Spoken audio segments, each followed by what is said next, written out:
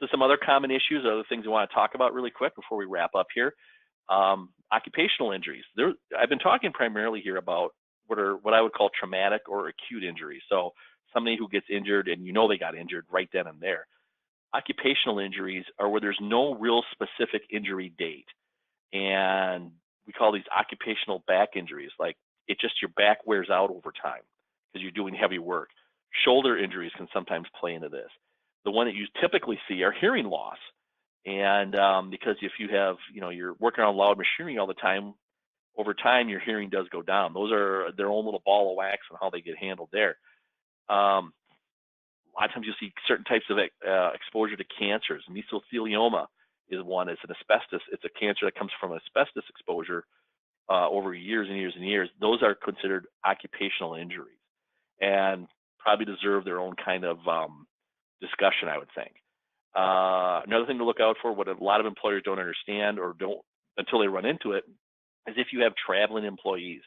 So let's say you have an employee that you send out of state or overnight to let's say a convention or to work at a job for a week or two, or they're installing a piece of machinery that you made at one of your customers, and so they're out there for a week troubleshooting, and they're staying at a hotel. You're paying for the hotel as the employer. Essentially, it's a traveling employee, and you better consider that they're what's considered door-to-door coverage for them. And there's a whole bunch of cases that just kind of shock people.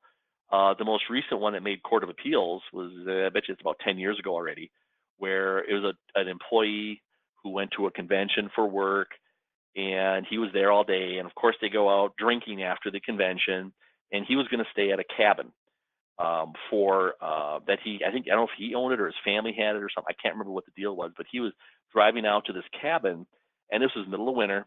He shows up drunk. He cannot find the keys to get in, and he passes out at the door, and he gets frostbite and loses a few of his fingers. And that was not considered a deviation. He was considered a traveling employee, and that was a compensable workers' comp injury. So it's good to understand that with your employees, you have basically door-to-door coverage for them with workers' comp in those scenarios. Again, there's a whole bunch of cases about that, different fact patterns, but that's basically when you get down to it, that's pretty much it.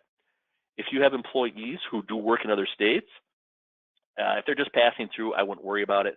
But the second they're staying there for any kind of time, you have to check with that state to determine if you need to take out a policy or add them to your policy for being out of state. Be very careful about that because you may be subject to their laws.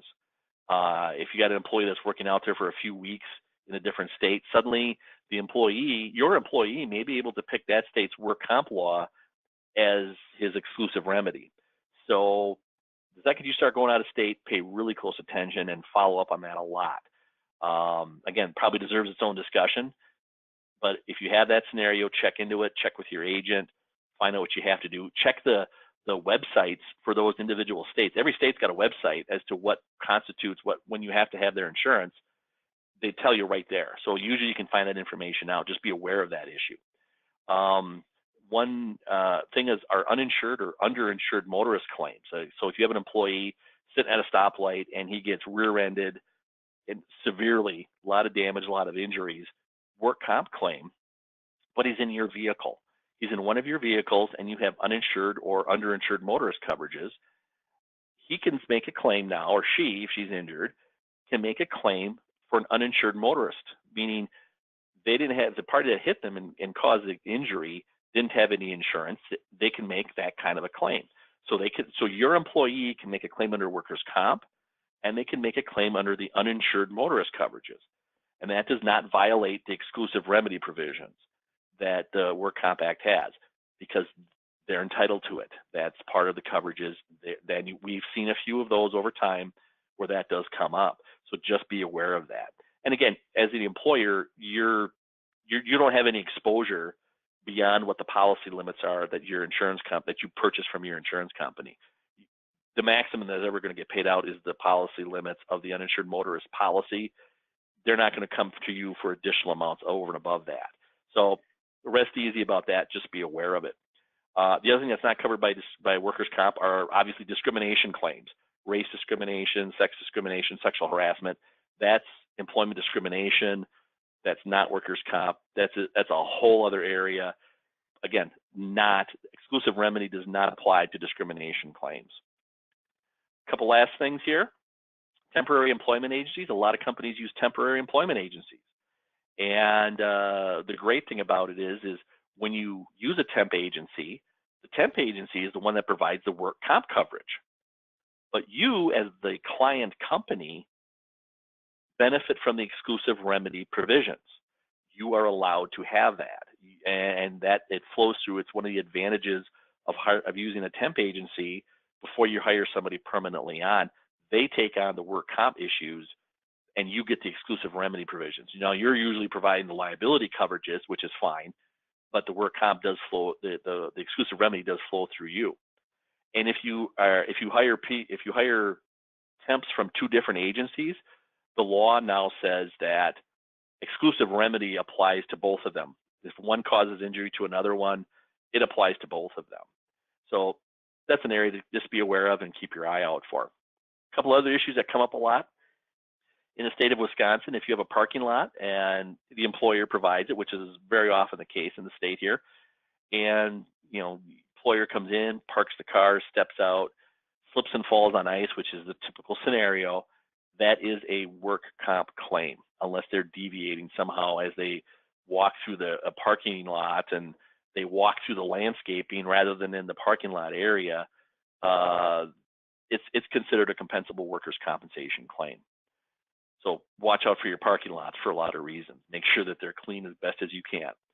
And then there's a whole bunch of what we call deviation cases, which are really course and scope of employment. And the typical one is you tell your employee, hey, need you to take the company vehicle here, need you to drive out here to pick this, whatever it is up, right? Or go pick up the mail. And the employee takes the company vehicle, drives, and says, you know what, while I'm out, if I can go over and pick up my dry cleaning. So then they go off the path and they drive out of their way to do a personal errand, an exclusively personal errand, and come back. And of course, when do they get into the accident is when they're deviating from a reasonable course or a reasonable route. They're considered deviating and they're no longer in the course and scope of their employment. Again, these are all very fact-dependent cases. It probably deserves its own webinar to walk through some of these different scenarios that have come up in court and everything else. But these are course and scope questions. And with normal employment, if they're deviating or going off on their own to do something, not considered workers' comp. Again, very fact-dependent and really does not apply to the traveling employees, because you go out and get drunk, I would say you're deviating in the normal course and scope. However, definitely not for traveling employees at this particular time. Again, very fact dependent. It's just one of those things to kind of be aware of.